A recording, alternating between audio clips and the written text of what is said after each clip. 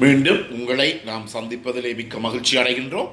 நான் இலங்கையில் இருந்து பதுளை போதனா வைத்தியசாலையில் இருந்து வைத்தியர் கிருஷாந்த் வேதநாயகம். இன்று ஒரு முக்கியமான நோயை பற்றி பார்க்க போகின்றோம்.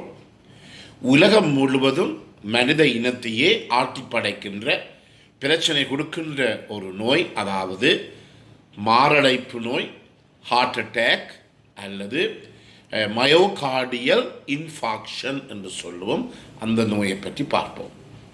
உண்மையாக உலகம் முழுவதும் இருக்கின்ற தரவுகளை எடுத்து பார்க்கின்ற போது அமெரிக்காவிலே மட்டும் ஒரு வருடத்திலே 1.5 மில்லியன் மக்கள், அதாவது 15 லட்சம் மக்கள் இந்த அமெரிக்கா முழுவதும் இந்த மாரடைப்பு நோயினாலே, ஹார்ட் அட்டாக் நோயினாலே இறக்கிறார்கள்.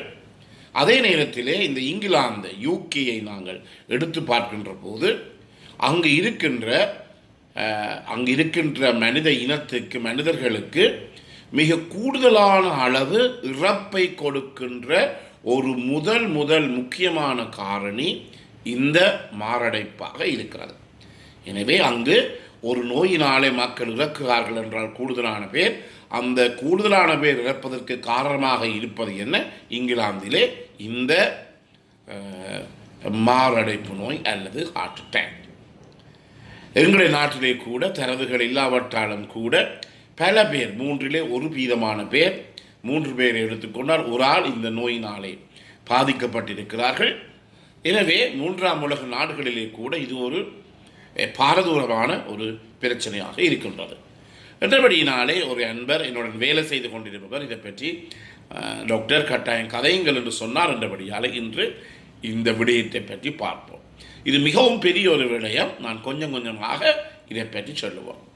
முதலிலே இந்த மாரடைப்பு நோயை நாங்கள் வடிவாக விளங்கிக் கொள்வதற்கு ஒரு இருதயத்தினுடைய அமைப்பை நாங்கள் எடுத்துக்கொள்ள வேண்டும். இதயத்திலே எங்களுக்கு அறைகள், 4 ரூம்ஸ், 4 அறைகள் இருக்கின்றது. 2 சோனை அறை, 2 இதயவறை. அது வலது பக்கத்திலே 2, இடது பக்கத்திலே 2 அமைந்திருக்கின்றது.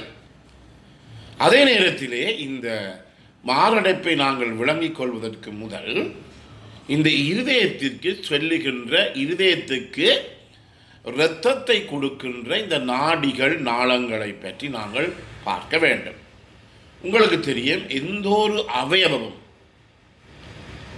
எந்த ஒரு வாகனமும், சாதாரணமாக வாகனத்தை எடுத்துக்கொள்ளுங்கள். இந்த வாகனம் தொழிற்பட வேண்டும் என்றால் அதற்கு என்ன வேணும்? பெட்ரோல் வேணும் அல்லது டீசல் வேணும். பெட்ரோல் இல்லாமல், டீசல் இல்லாமல் இருந்தால் வாகனம் நின்றுவிடும். அதே போலத்தான் எங்களுடைய உடலிலே இருக்கின்ற அவயவங்கள் செயற்படுவதற்கு ஆக்சிஜன், பிராணவாயு இன்றியமையாதது. எந்த இடத்திலே இந்த பிராணவாயுவிலே தடை, பிராணவாயு காணாமல் போகிறது, ஆக்சிஜன் காணாமல் போகிறது இருக்கின்றதோ அந்த இடத்திலே அந்த அவயவம் தன்னுடைய தொழிற்பாட்டை இழக்கும். அதாவது அது என்ன செய்யும்? மக்கர் செய்யும், வேலை செய்யாமல் போய்விடும். எனவே எங்களுடைய இருதயத்தை நாங்கள் எடுத்துக்கொண்டால், அந்த இருதயத்துக்கும், அந்த இருதயம் சுருங்கி விரிந்து சாதாரணமாக ஒரு நிமிடத்துக்கு 72 தரம் சுருங்கி விரிகிறது. அது பிறந்த பிள்ளையை பார்த்தால் 150 180 தரம் சுருங்கி விரிகிறது. இவ்வாறு ஒவ்வொரு முறையும் சுருங்கி விரிகின்ற போது அதற்கு இரத்தம் செல்லுகிறது. எனவே இந்த இருதயத்திற்கு இரத்தத்தை கொடுப்பதற்கு 2 முக்கியமான நாடிகள் இருக்கின்றது. அந்த நாடிகை நாங்கள் வலது முடியுறு நாடி, இடது முடியுறு நாடி, அதாவது இதை நாங்கள் கொரோனரி ஆர்டரி என்று சொல்லுவோம். வலது முடியுறு நாடி, இடது முடியுறு நாடி. எனவே இந்த நாடிகள் எங்களுடைய இதயத்திலே இருந்து வெளியிலே செல்லுகின்ற அந்த அயோட்டா எனப்படுகின்ற மிகப்பெரிய நாடியிலே இருந்துதான் உருவாகி இந்த இடது லெஃப்ட் கொரோனரி ஆர்டரி, இடது முடியுறு நாடி, அதே போல இந்த வலது முடியுறு நாடி எங்களுடைய இருதயத்துக்கு இரத்தத்தை கொடுக்கிறது.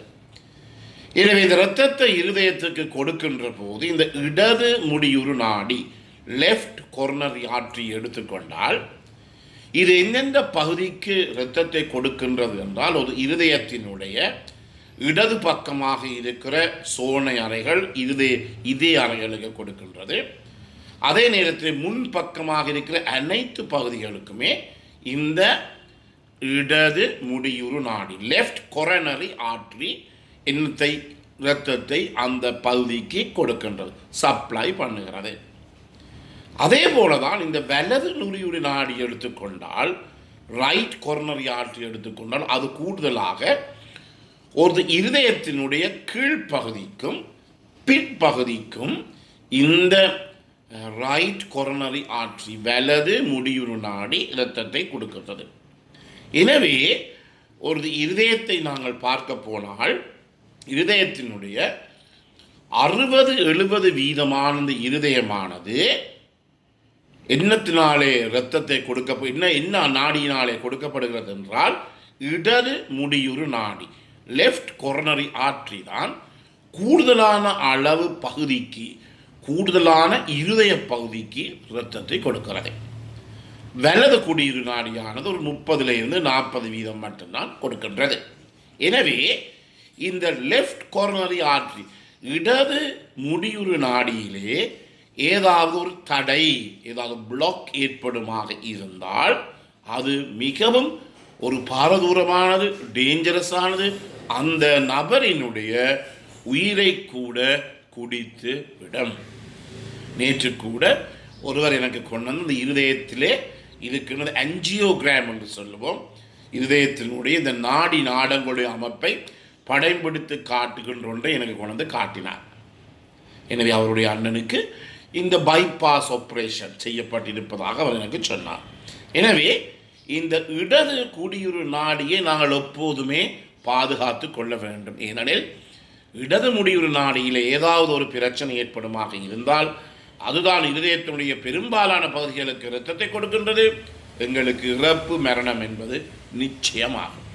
அதே நேரத்தில் இந்த வலது குடியுறு நாடி, ரைட் கொரோனரி ஆர்டரியானது எங்களுடைய ஒரு முக்கியமான பகுதிக்கு கொடுக்கின்றது. எந்த பகுதி என்றால், அதாவது இந்த இருதயம் சுருங்கி விரிவதற்கு அங்கொரு அந்த ரிதத்தை செட் பண்ணுவதற்காக ஒரு நோடுகள் இருக்கின்றது. அதை SA நோடு, AV நோடு என்று பல பெயர்களில் இருக்கின்றது.